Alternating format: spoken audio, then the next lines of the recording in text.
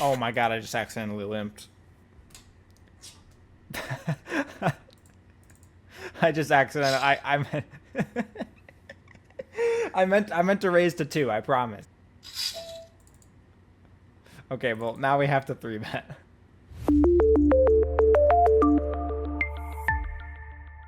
What's up, everybody? Sebastian here from Collie Poker. I'm excited to be bringing you the final episode of Students versus Pros, where I get together some friends in my life who are professional poker players, combine them with students that I am coaching, and all of us play together in a home game where you can watch the players talk through their reasoning on camera and compare and contrast their hands and the way they think about the game.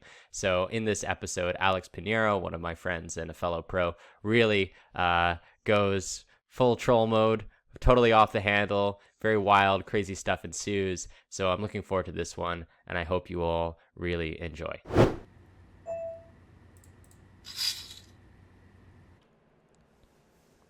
And a flat here versus Alex could be interesting because I expect to get 4-bet like at a ridiculous frequency.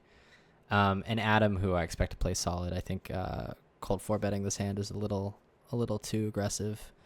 We'd be looking something like jacks plus, and then suited broadways like king queen suited, ace queen suited, and ace king.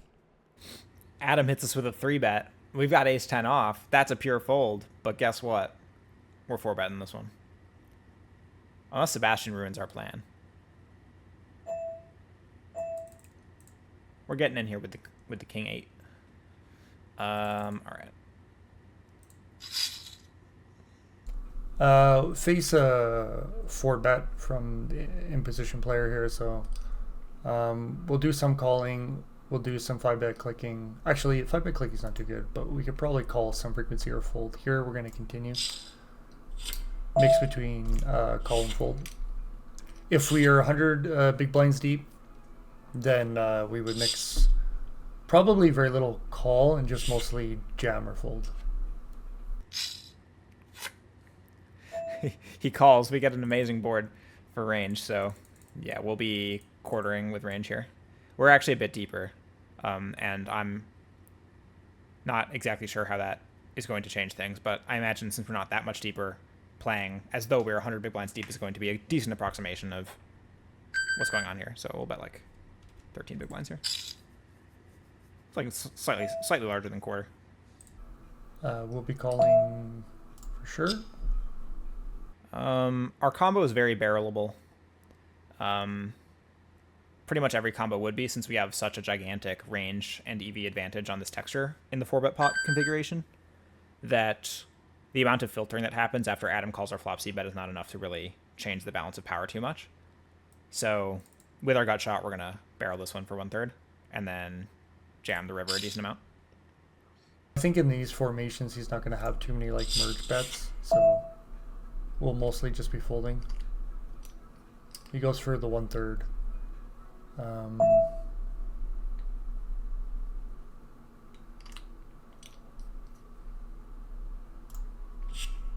Can mix call or fold with this much stack depth behind. I'm going to call this time. Yeah, so Adam's range is going to contain like queens, like some ace-jack suited, some king-queen suited, some ace-king off, some aces,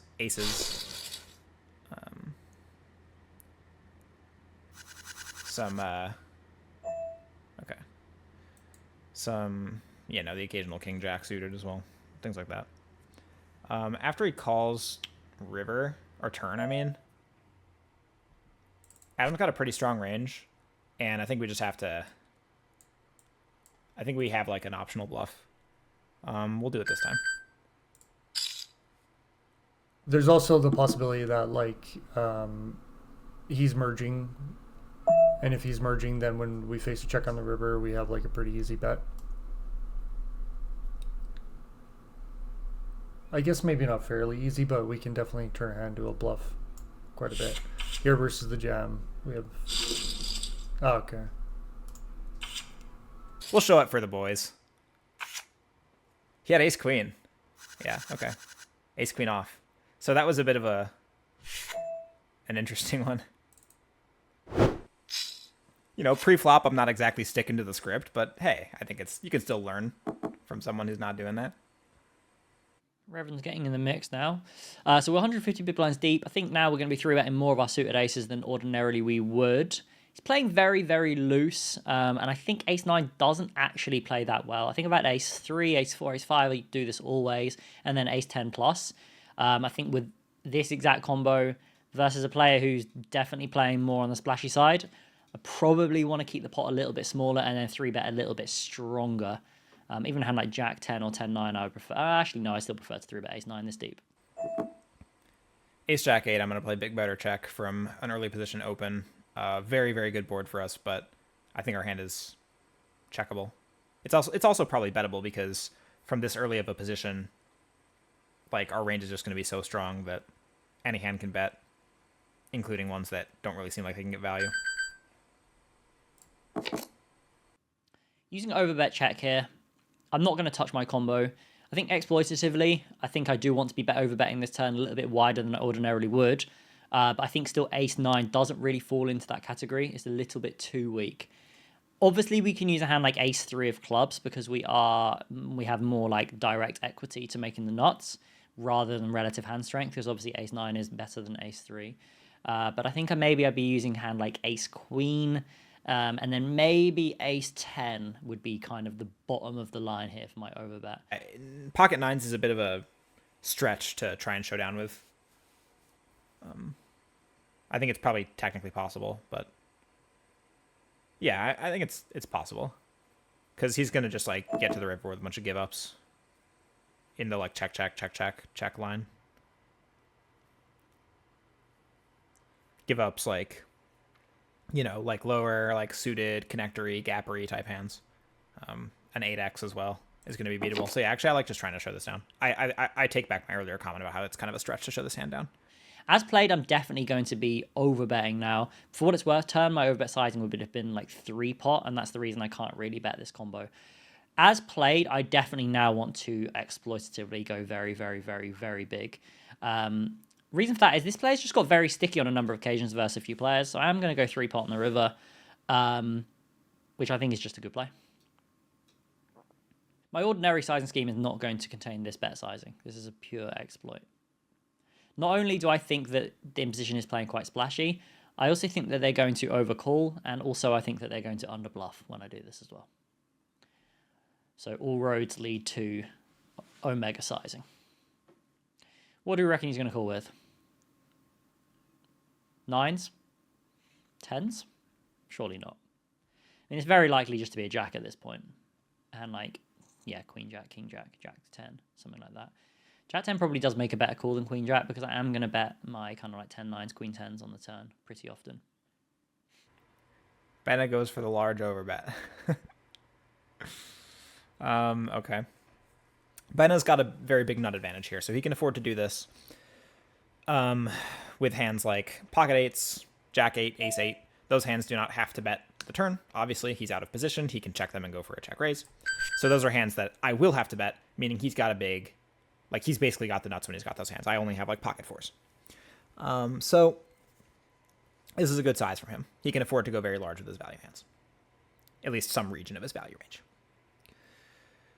Is our hand a call? I don't have any strong opinions, to be honest. Is Benna doing this enough with the bluffs? Large sizes tend to be underbluffed.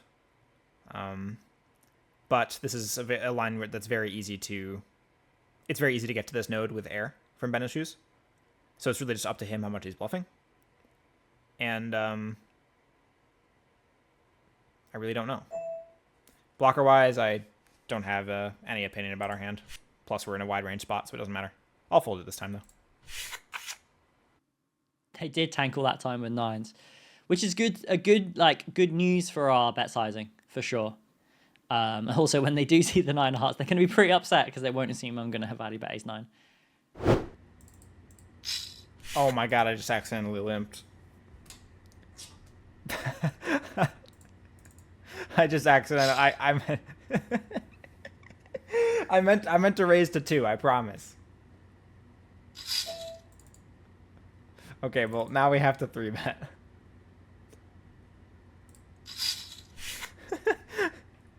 Okay. We're limp 3-betting queen 10 off against Adam who calls. We flop top pair, boys. It's looking good. It's looking good. I have no idea what Adam's range is, but I think this is good for the limp 3-bet range. Queen Jack, those are two big cards. We could have queens. We could have jacks. We could have ace queen. Right, guys? We'll bet it. Here we have Alex kind of doing this limp raise strategy, which can be done.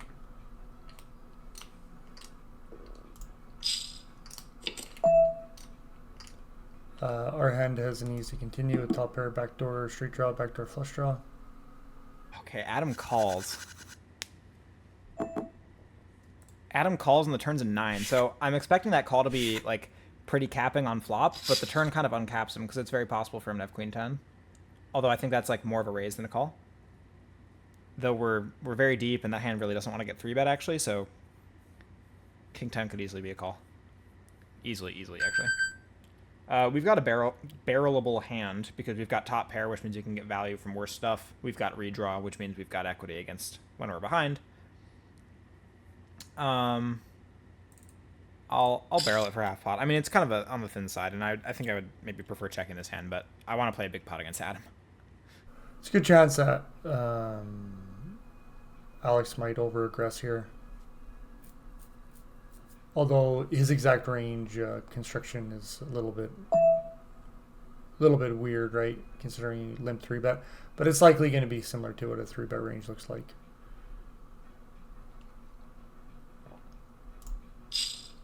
Another easy call. I hope we don't get raised. Okay, checking this back now. I wanted to see a brick and then go for 3 streets on the river like a boss because this is a very dynamic turn texture, meaning he's going to cap himself substantially by just calling that turn bet. So I think against that range on a brick, we could have just gone for 3 with queen 10, which might like look a little bit on the thin side, but it's not really once you consider what he could still have in his range. But yeah, on the flush completing river, we'll check it back. I think our hand's not quite strong enough to go for a 3rd. King, queen. God damn it, Adam. All right, my buddy Alex, the man I've been tussling with tonight. Yeah, we're gonna play a big pot here, I'm pretty sure. And I'm already 3-betting this hand that could flat with that in mind. We have ace king and we're 4-betting Sebastian. Come on, don't believe me. I've been playing like a Whopper in this spot the whole time. Ram it in with nothing. Yeah, shocking no one here.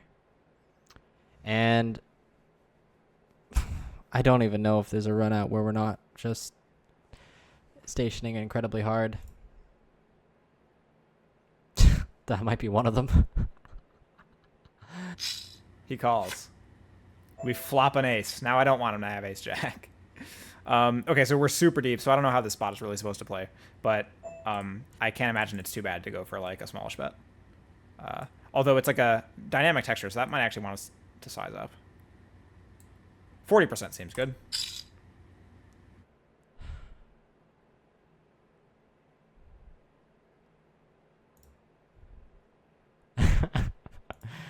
Yeah. It's kind of interesting having like 8-handed so we can have like more of diversity in the player group, but the action's a little bit slow. So again, like this really tight formation makes it a little bit tricky and difficult, but yeah, so just like I actually have to think about this because 7-6 suited and queen jack suited and jack 7 suited all got there, but on the other hand, our hand beats all of the sets, and in addition can just improve to the nuts on the river, and so deep stacked, I think piling in money with this hand is actually not terrible.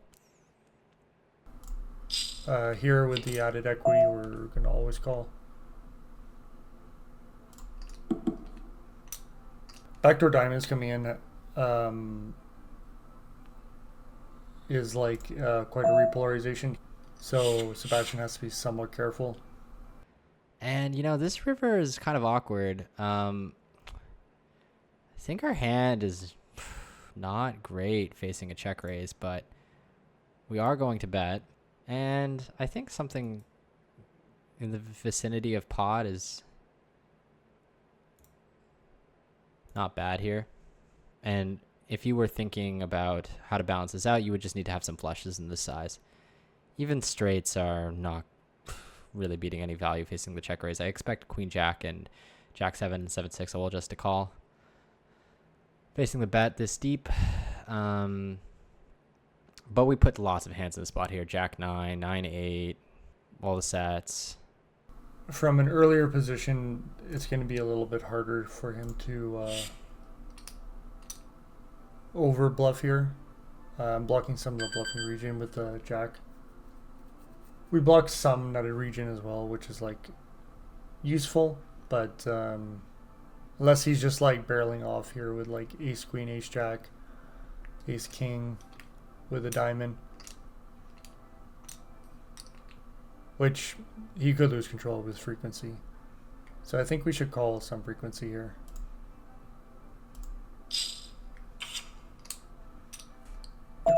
So that's okay. And thus concludes Students versus Pros. This was a lot of fun to make, and so the series will be back again. If you enjoyed what you saw, please consider leaving a like and subscribe. You can also use the code COLLY for a rakeback bonus when you sign up to Coin Poker. And stay tuned. There's a lot of fun stuff coming down the pipe. More interviews with professional players. I also have a heads-up match coming up against a pro, and I've been coached by one of the best players in the world. So stay tuned for more information about that. But until then, take care, run good, and have a great rest of your day. Cheers.